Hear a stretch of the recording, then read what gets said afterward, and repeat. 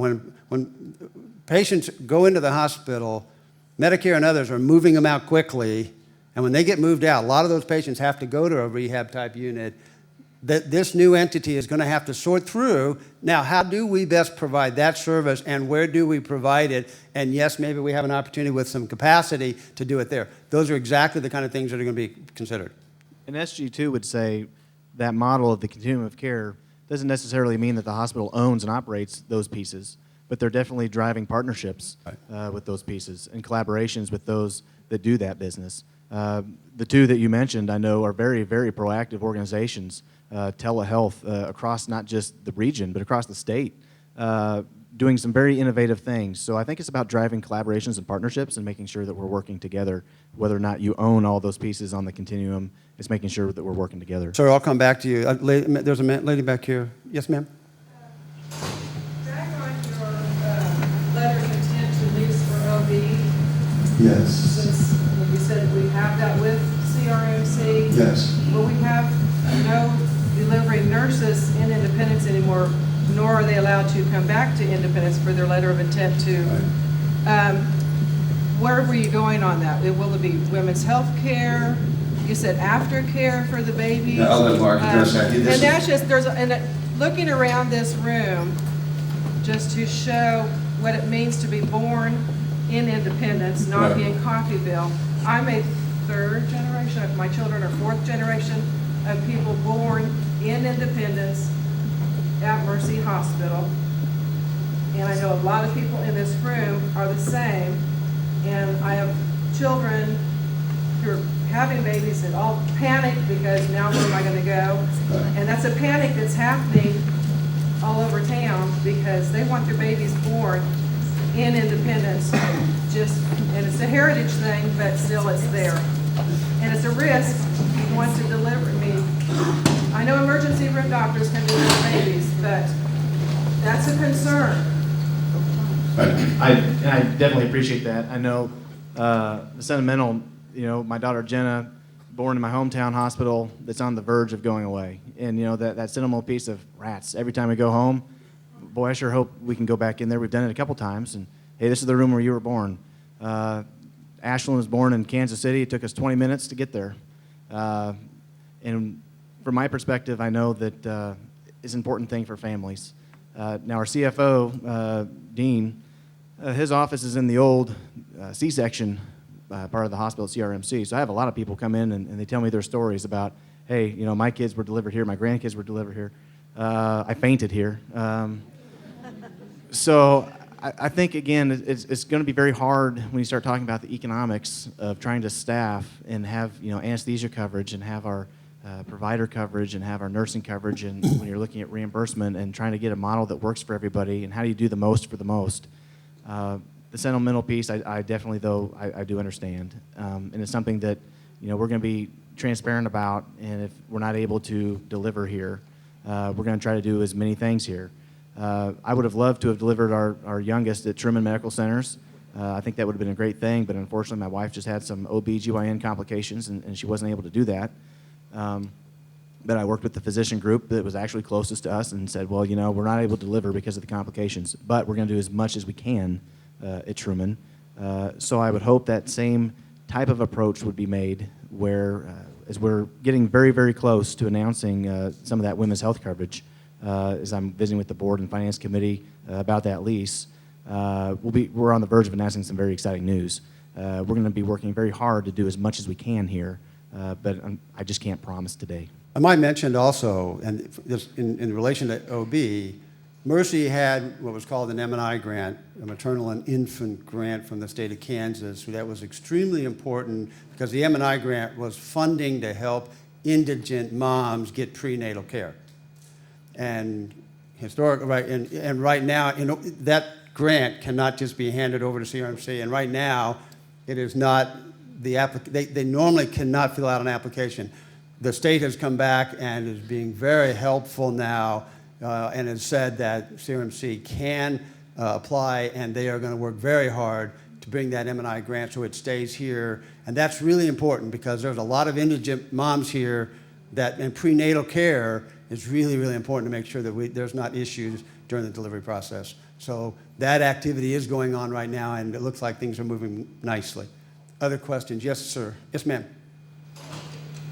As a Mercy employee, I have one quick question. Please. It's wonderful to see and hear and feel the community support and the administrative support for this merger. I do have to ask a question that has somewhat of a negative overtone. As an employee at Independence, we did see a potential for a merger acquisition with St. John, Bartlesville, the Ascension Group. We were extremely excited about that potential, to the point that we were ready for the letter to be signed. We were literally at the 11th and a half hour. All of a sudden, kaboom, it's gone.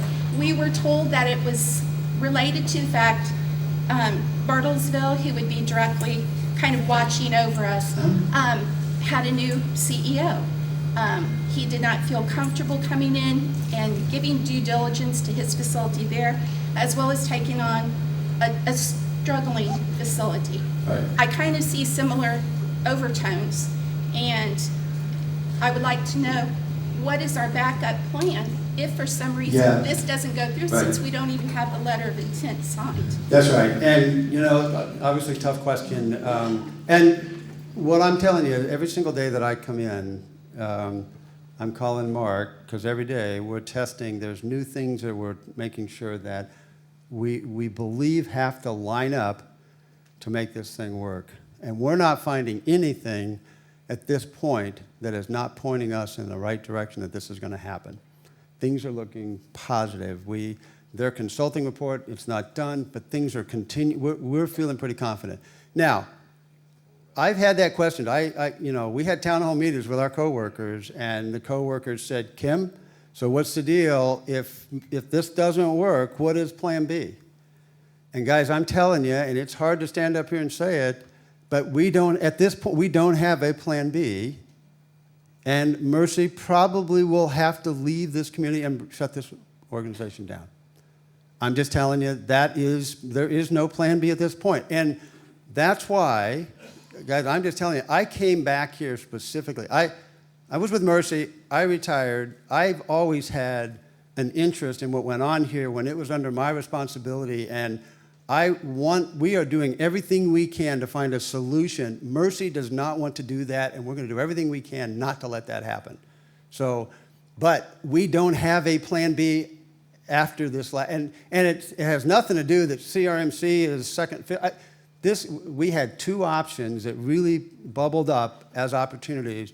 We pursued Bartlesville first because it was Catholic, but the CRMC is as natural of a fit as Bartlesville was because it was Catholic. And I have to tell you, there is nothing right now, and I mean, we tested it again yesterday, because I can tell you, we wouldn't be standing up here today saying what we're saying if we thought that there is a big red flag hanging out there, but we don't see it at this point. Right? And, am I saying that? That's absolutely right. It seems a natural. It really looks like it's going to work.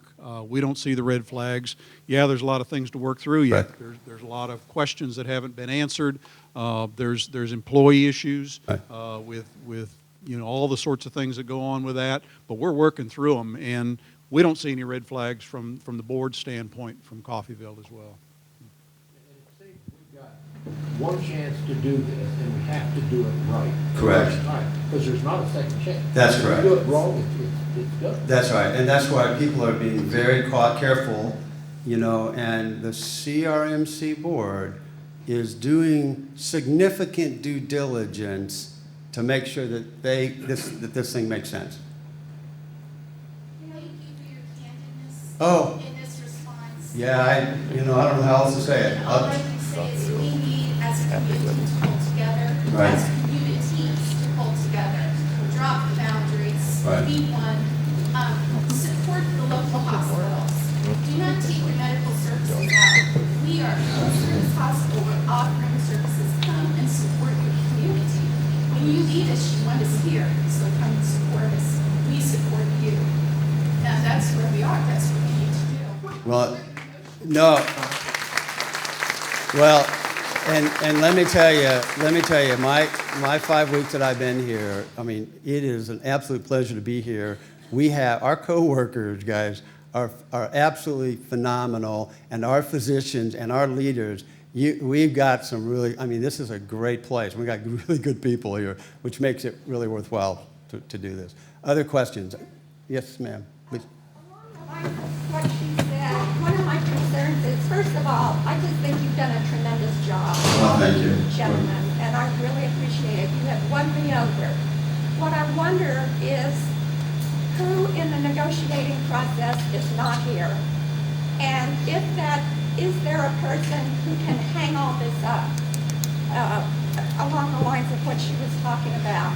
Is there, then can you go to some sort of arbitration, or could this whole thing be KO'd by one single person? Well, so let me address that, because there are a lot, there are a lot of parties involved.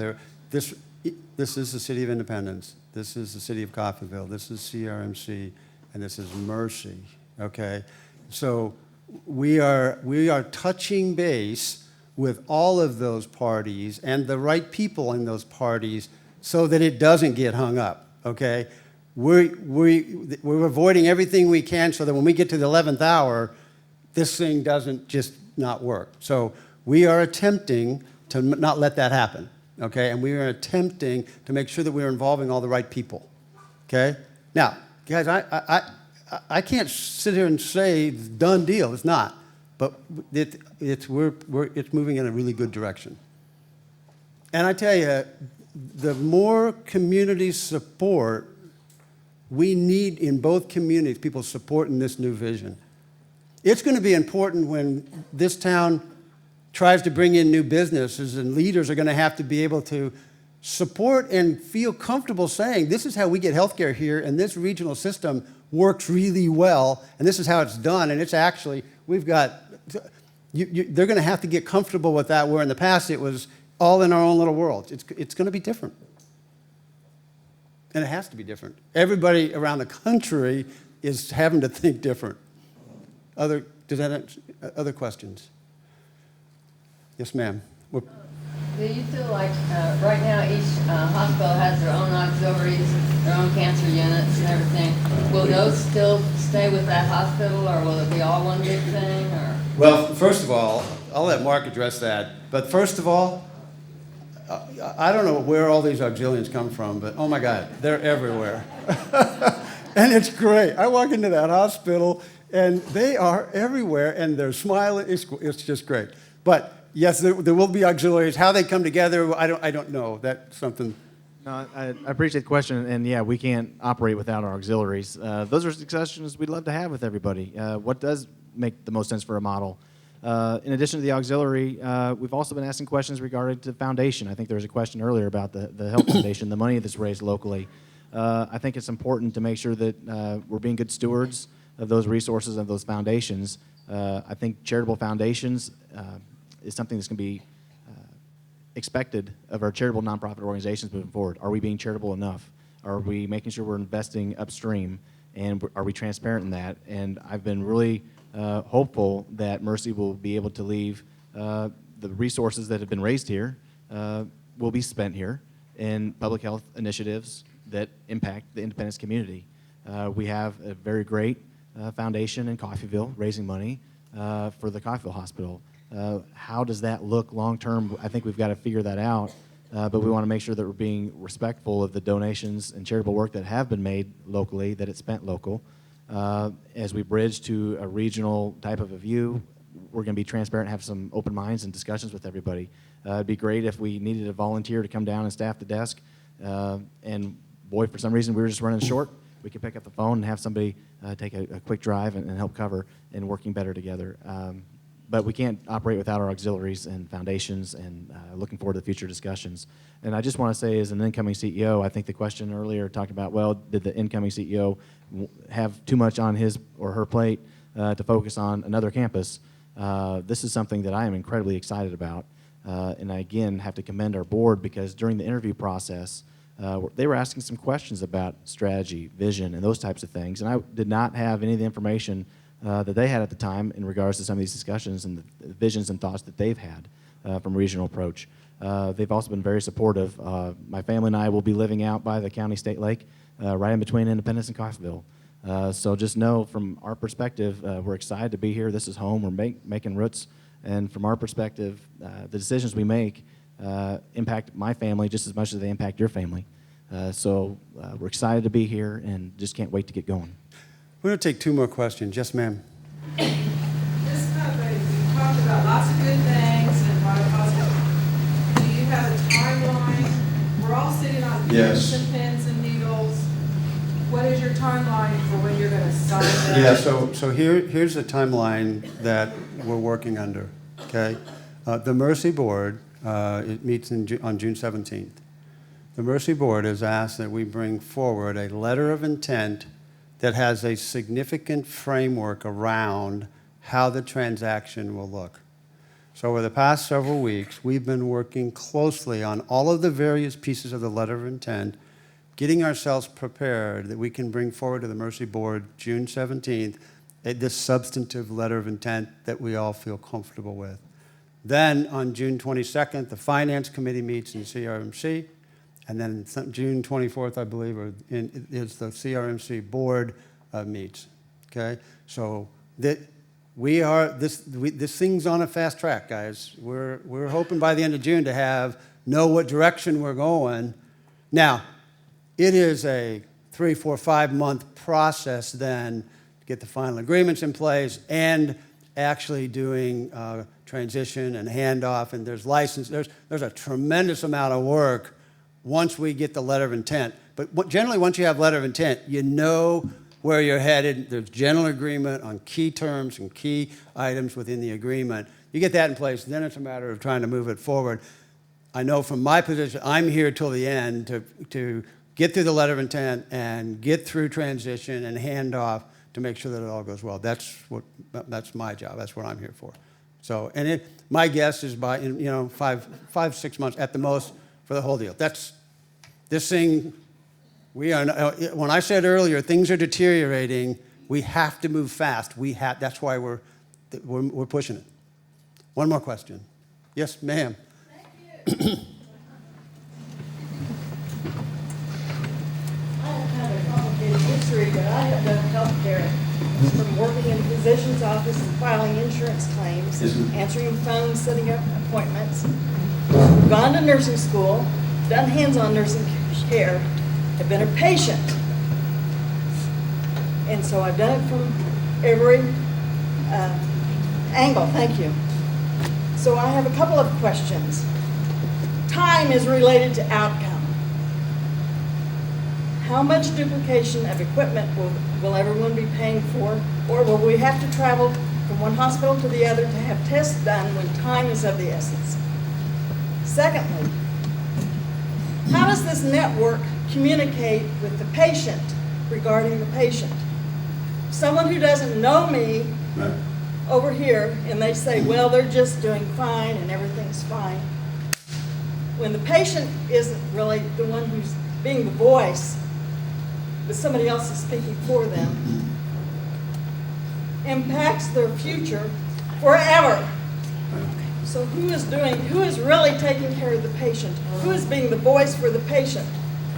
Someone in an office somewhere takes care of the money. Who's taking care of the people who are providing that money? Thank you. Right. Two things.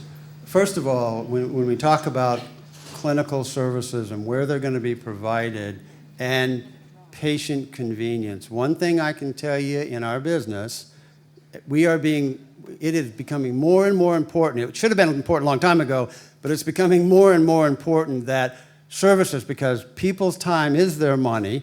So this entity is going to have to find out or figure out how do we make sure that patients can access care as quickly and as easily as possible, and at the same time, they have to then make sure that from an equipment standpoint, they're using it as effectively and we reduce duplication. But just by reducing duplication doesn't mean that from draw stations and other things that happen, you have to make the patient be inconvenienced. And when I said it earlier, this entity, if either in Coffeyville or in Independence, these communities don't feel like the service is convenient, it's not meeting their needs, they're not going to support it. This entity, if they're going to capture and take care of these patients, they got to do it right, okay? Now, you talk about the electronic health record and patient portal, okay? Yes, that is a key component today, and one patient, one record, being able to go to a doctor's office, go to a hospital, have the same flow of information, and having a patient portal, these are all important. This entity and Mark and them, Meditech has ability to do those, Epic has the ability to, they're going to have to make those decisions because you can't not do that today if you're going to compete. Everybody is moving down that path, and it's also necessary to keep the cost of care down because when you got those records being shared, you go to the ER, you go to your doctors, and it's all seen, and the patient is participating, you are going to reduce the number of duplicate tests, you're going to reduce the number of readmissions, you're going to have doctors not ordering meds that they don't have to order. These are all things that, to keep the cost of care down, you don't have a choice, you have to do it. But that's where Mark and everybody's going to have to sort that through. Yeah, and it goes back to 2005 when we did the National Demonstration Project for patient-centered medical homes. So in terms of communication, who speaks for the patient, our systems are designed around the patient. So the IT capabilities, the patient portals, communication, electronics and technology allows us to do a lot of things that we could never do before. But we're going to make sure our systems are patient-centered. So we will create NCQA Level 3 patient-centered medical homes. A lot of insurance companies love this because they understand the coordination and the savings that we all realize. It's not the insurance companies that just save the money. That trickles back down to us and how much we pay for our own health insurance, our small business, how much we have to pay for insurance, rather than having to raise deductibles and raise premiums on our staff, because that eats away into our merit increases every year. When gas goes up, groceries go up, utility bills go up. How do we reinvest back into ourselves and our families and our communities? Healthcare drives a lot of that, and it goes back down to communication. I love your approach. Our systems will be designed around our patients, and they're going to make sure they're actively engaged with that.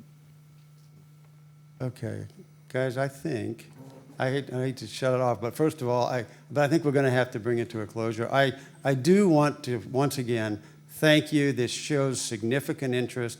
It shows significant support. We're going to continue to try to keep you informed. I know that it seems like there may have been a little bit of a void here, and it's not intentional. We're trying, but it's been a real pleasure to be here, and thank you very much. And going forward, if you have questions or if you hear things in the community that don't make sense to you and you want clarification, please search me out, search Mark out. We will get you answers. Okay? Thank you very much.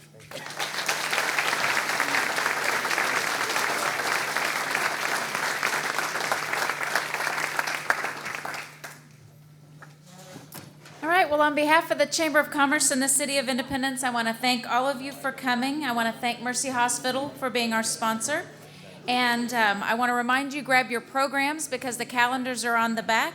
And come back on August the 7th for our next First Friday. It will be sponsored by Independence Family Medicine. Have a great weekend, and remember, we will be better together.